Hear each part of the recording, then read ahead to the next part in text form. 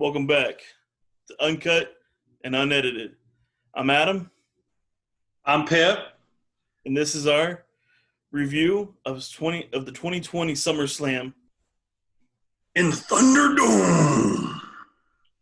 All right, man, I'm going to kick it right off. I'm going to go to what we just saw. And literally, we just finished the pay-per-view 15 minutes ago. Maybe. Maybe. Fresh. This is clean. This is going to be everything in between that everyone tomorrow is going to forget about because they're not doing it tonight. Roman Reigns is back. With porcelain veneers, baby. Those things were clean. Big porcelains. Dude almost had buck teeth. I feel like he's coming back as a heel too. I feel like he's tweaked his character a little bit. He's not coming back as that like I'm Roman Reigns and I'm here to do the good guy thing. No, he's like no. He even said it on his shirt. Yeah, what was it? Wreck everyone and leave? Yeah. Yeah. You know what he wrecked? The finish to a fantastic match. That's what he wrecked. I don't know if he wrecked it. That was kind of I don't know the word to put to it. A very dull to what was going to be a very good match. No, okay. Now I see it why that match was the last match. The only reason that match was the last match now is because Roman Reigns. Yeah. And he's ruining everything fantastic. They could have ended that match with Alexa Bliss in there, diving deeper into that love story with Alexa Bliss on the Fiend's side. And you know what it was? It was just Roman Reigns just on everything, like he always does. Just ruins everything fantastic. No. Tired. Came in and wrecked and left. It was terrible. Horrible. But I think the match was very lackluster as well. It didn't have the build up to it was so good. Maybe we over expected as fans, but it just wasn't. It wasn't there. I think. But I think the beginning of the match was what it should have been. Just two big dudes just Hitting each other. Yeah, you're right. the hell out of each other. I mean, come on. Braun Strowman chokeslammed Bray Wyatt on the corner of the table and caved it in. My bad. Ow! And then I'm going to move on to our next title match, Drew versus Randy Orton. And another kind of, to me, it felt very lackluster, just going for the backslide slide for the win. Yeah, well, I think that finish leaves it open for them to continue this tale because it was a quick pin victory. It's, they're going to look back at it as you didn't, you caught me by surprise. You didn't beat me full and clean. So are you seeing like a 3-match out of this at one? At least one more. I mean, it's, you can't just have him beat Randy Orton and then cut it away. I mean, Randy Orton right now is the pinnacle of the ultimate heel, and he is going to come back again with a retribution, with something else up his sleeve. And I think that they'll continue it for at least one more match. I'd say they get a trilogy out of it because this match was the type of way where WWE loves to do. Like, oh, you weren't expecting it. It came out of nowhere. Yeah, you never saw it coming. Oh, my God. But, yeah, it happened. It was I felt it was kind of a dull way to end the match. But let's see what happens. Like I've said before, let's watch and see what happens and see what WWE tells us. Yeah, let's give him a chance. It's like cream soda. Like, the first sip is good. It's okay, but you just keep giving it a chance and you keep coming back to it. So, all right. So we did not watch the kickoff show. I did figure out who won. Apollo Crews does defend his title. He is still the United States champion. How do you feel about that? Well, I'm surprised that match was on the pre-show. Right? I expected that. I figured the pre-show would have been Matt Riddle and Baron Corbin, who won that one, by the way. I didn't even see it. I didn't see it anywhere. Maybe they washed the match away. Maybe. That's why they bumped that down to the,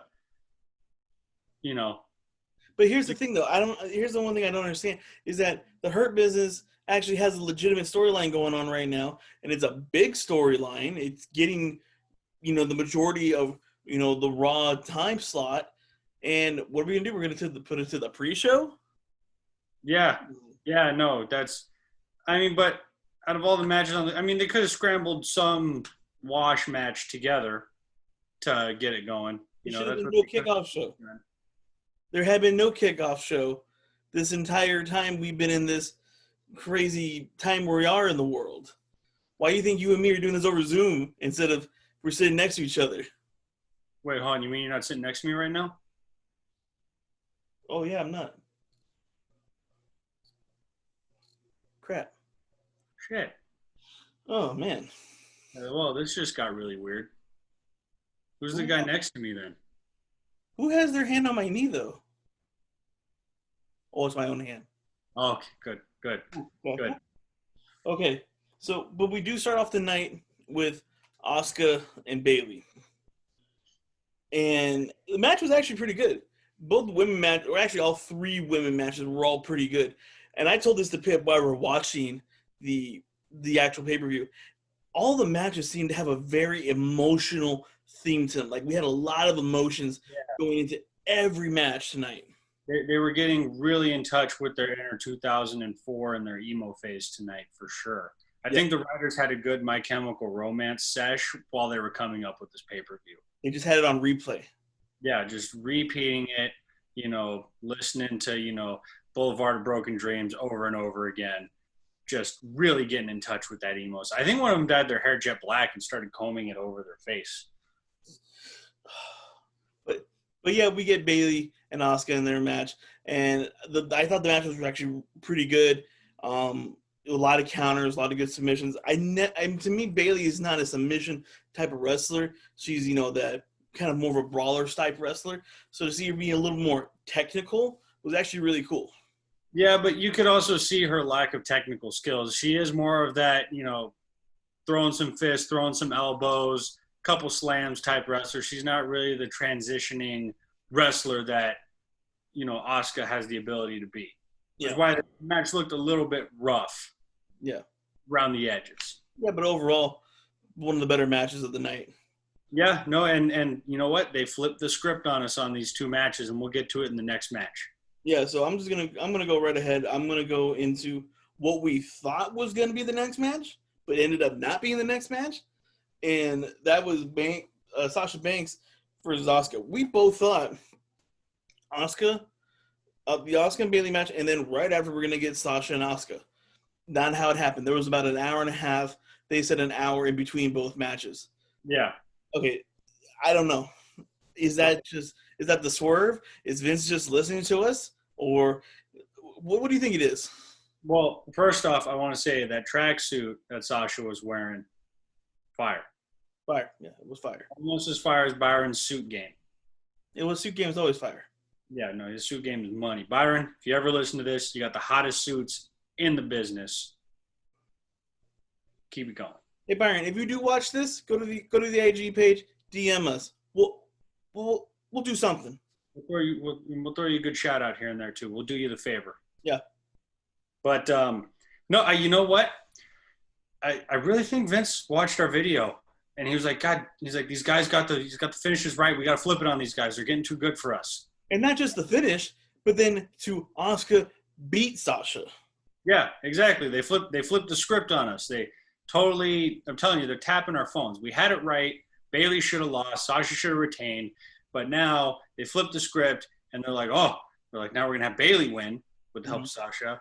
And then Sasha's going to lose because Bayley chickened out, which I think will get into that same story we were talking about Sasha and Bayley finally clashing, which everyone's been wanting for since WrestleMania, even before that.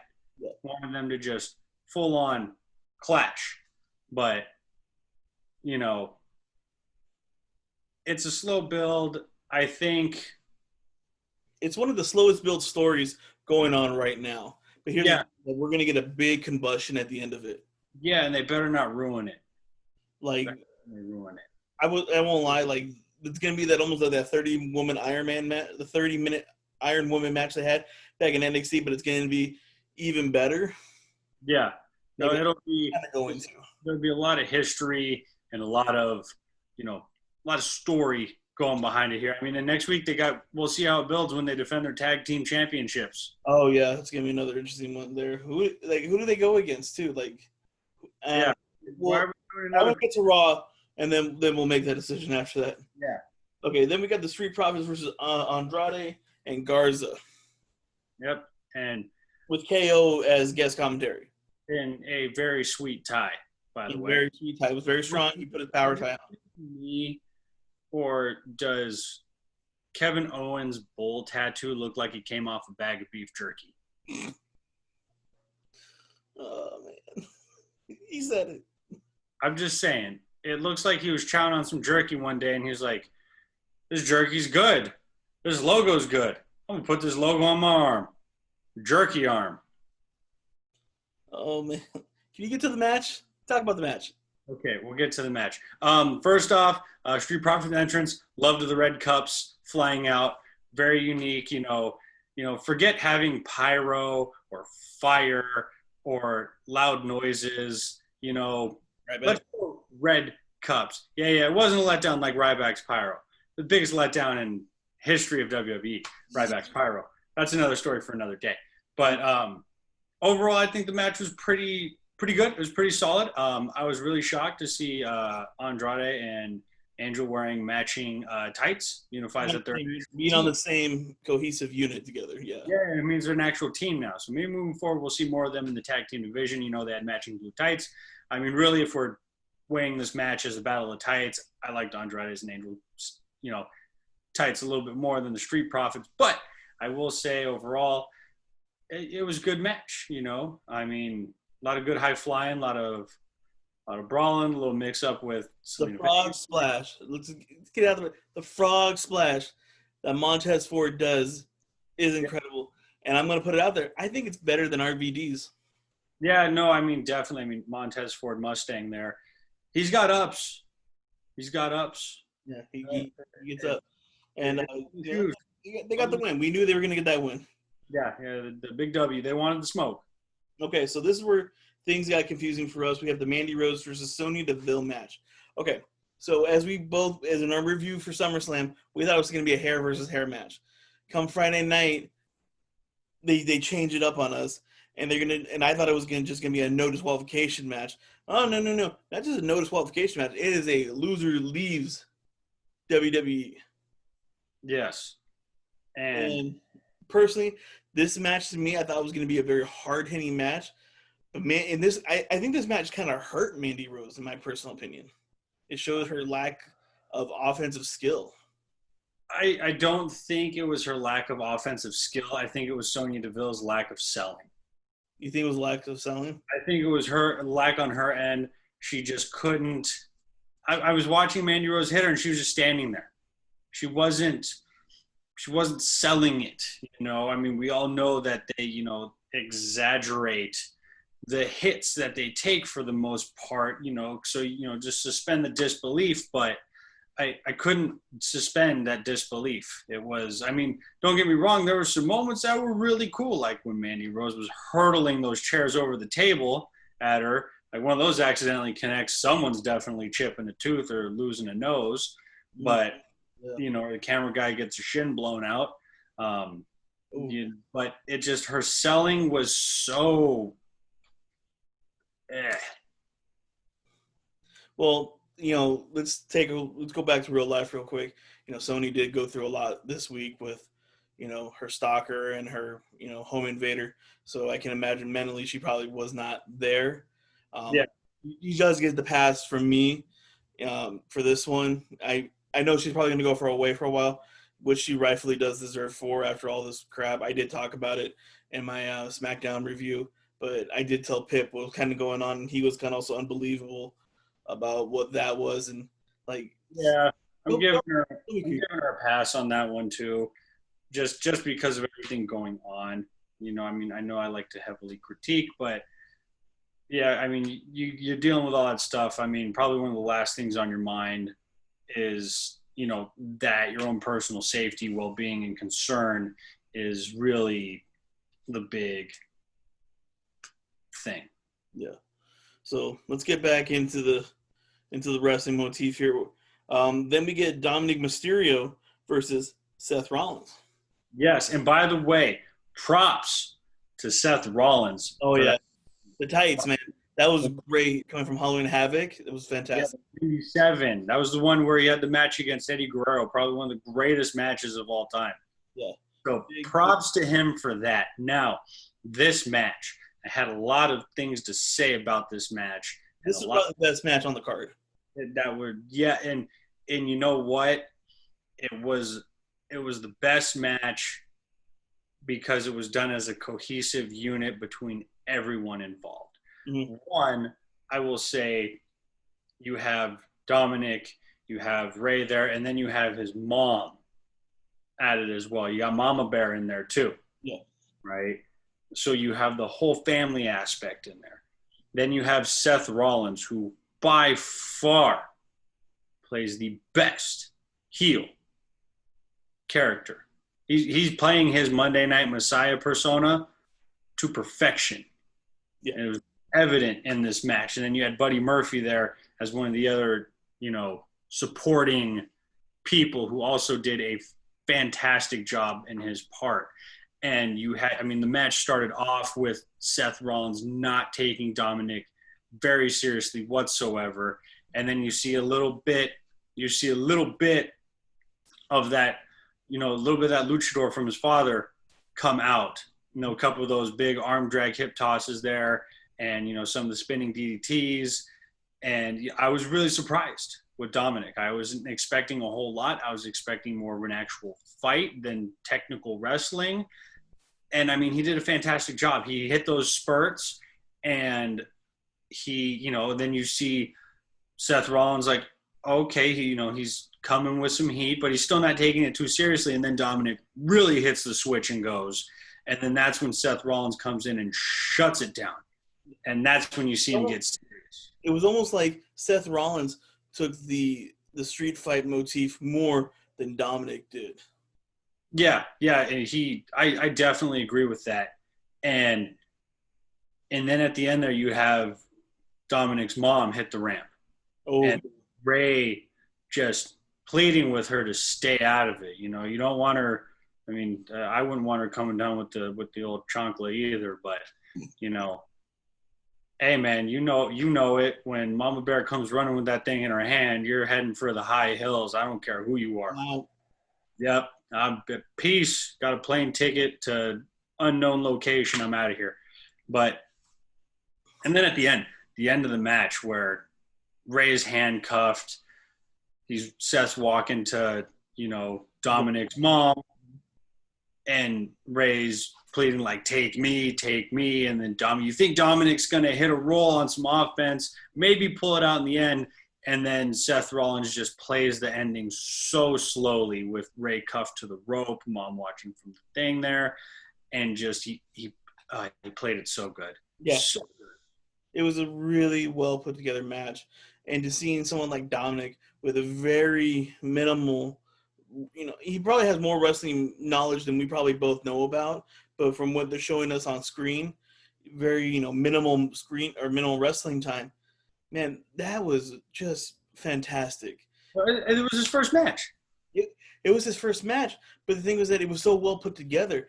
I know Seth probably took him by the hand and led him through that match. But Dominic did his part as well, selling everything he got hit with, selling everything that was getting done. And then Ray just pleading and crying almost, take me. And it was so well put together. Dave Meltzer, if you do watch this, our opinion on the match, I give it a 5 stars. Just screw that. I'll give it a 6. Freaking 5-star underrated. That was a 6 right there. Dave Meltzer, you better not be biased like you always are. But don't suck. Great match. Overall, I thought the night was a bit. Do you want to say lackluster, or would you have another word for it? No, I thought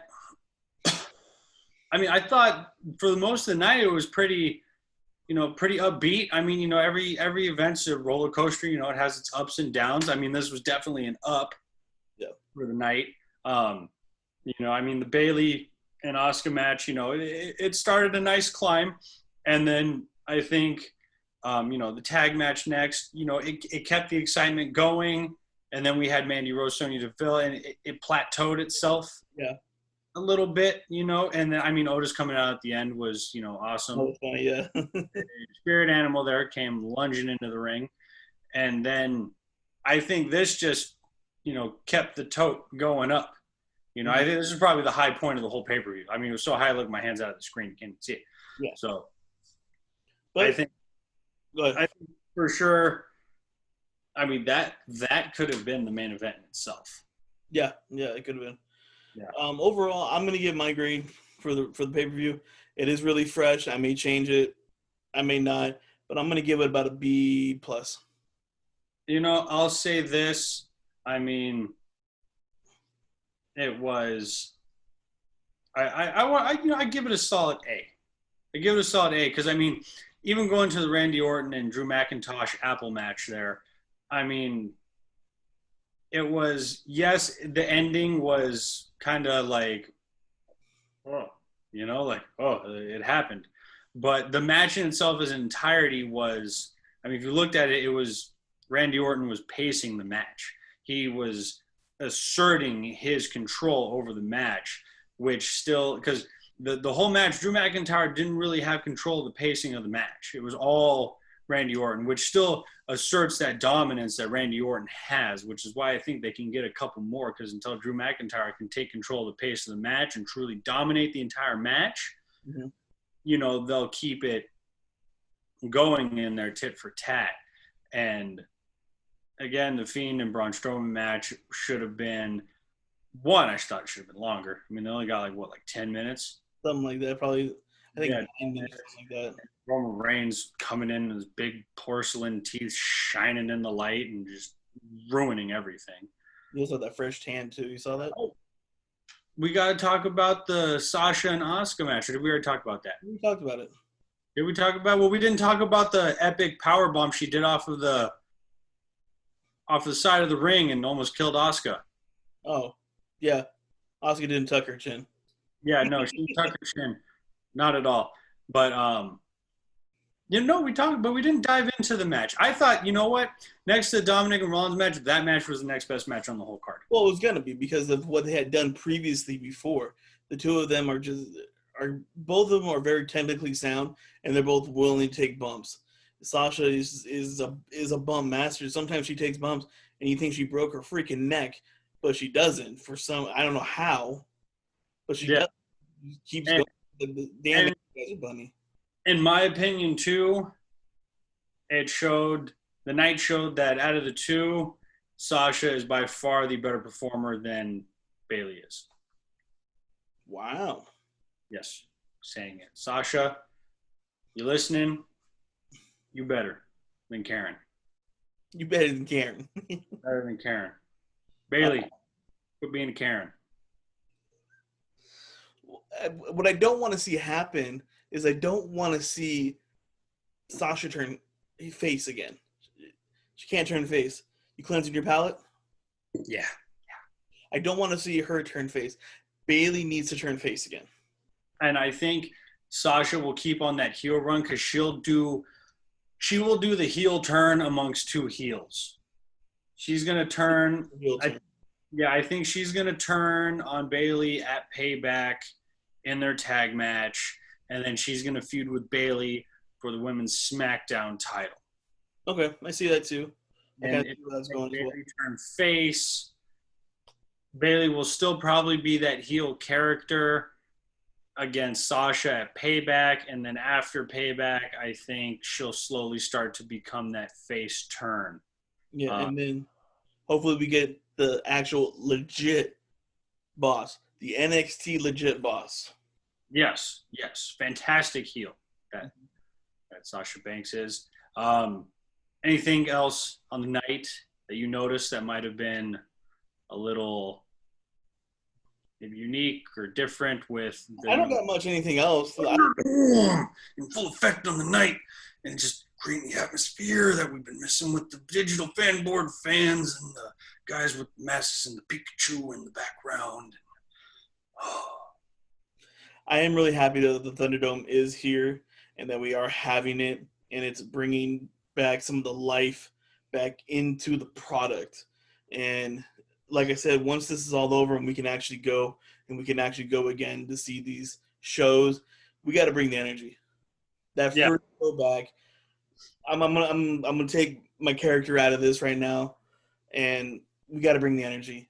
Like whatever town, whatever city, whatever venue gets the first show, bring everything.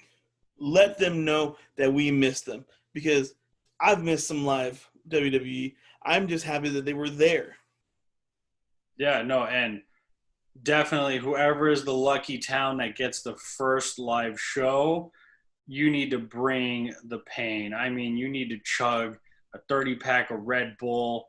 You need to hit every energy vitamin you can find, any energy paraphernalia you can find.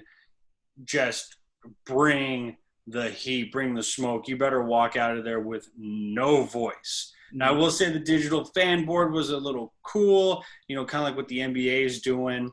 And, it was fun to kind of watch everyone in the background as well, too. You had, like, some dude who just had a Pikachu there the whole time. Some dude wearing, you had some dude wearing masks over here and there. I was waiting for someone to hit the old, auto screen board with the old chat roulette, treatment there.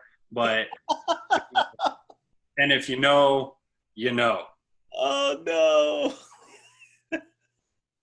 But and the pyro coming back, I mean, that was cool. Having pyro again, wasn't let down on the pyro this time, thank God.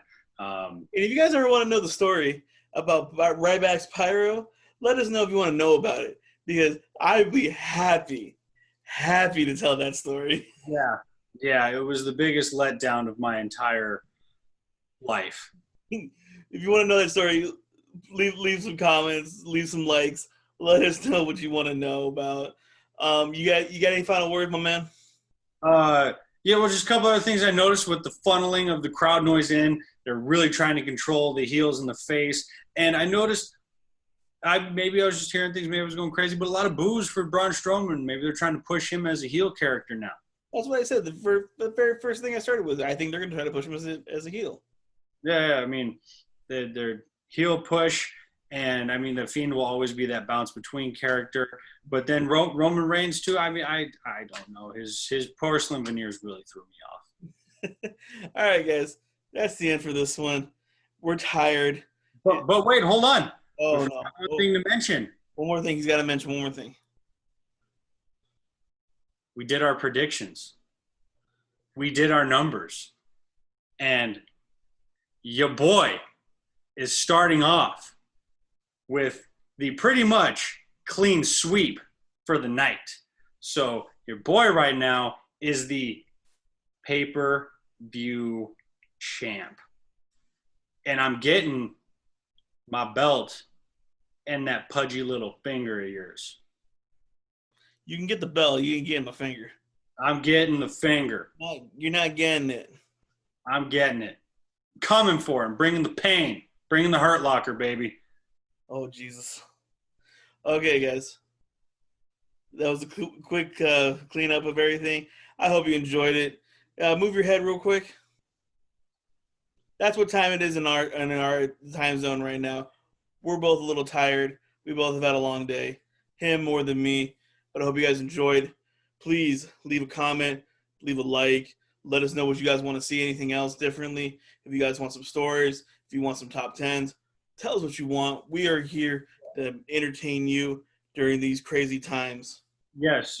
Use and abuse the comment section. We want to hear from people. We want to hear more from you, what you want to see, what you want us to talk about, what we missed, what we screwed up on. Because remember, this is unedited, uncut. We do one take. We don't do two takes in this place. Okay, we're the one take house. Yeah. One time only. We mess up, call us on it. Okay, you don't like how we're doing things? Then come beat me in a fight. Come beat us in a fight. And before we head out of here, just one more thing. I won, baby. Oh, yeah! Good night, everybody.